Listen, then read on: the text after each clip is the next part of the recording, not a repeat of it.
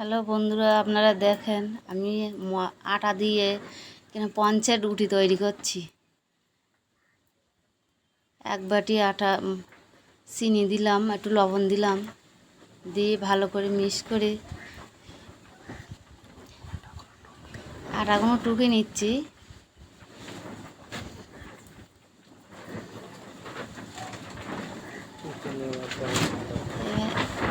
এবারে এটার ভিতরে একটু লবণ, একটু চিনি দিয়ে দেব, দিয়ে পঞ্চের রুটি তৈরি করব। দিয়েছি রুটিতে, ওই রুটিটা ফলবে, সাদা ধপধপে হবে।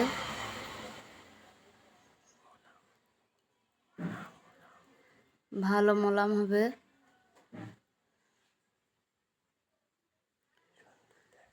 কি সুন্দর রুটি দেখা পাঞ্চের মতন তৈরি করেছি। আটাটা মিক্স করে নেব, ভালো করে নিয়ে চটকিয়ে বেলে নিচ্ছি, নিয়ে এবার খাপ খাপ করে কেটে নিচ্ছি, নিয়ে এখন সব একসঙ্গে করে একটা কাঁচি দিয়ে কেটে নিলাম, নিয়ে গোল করে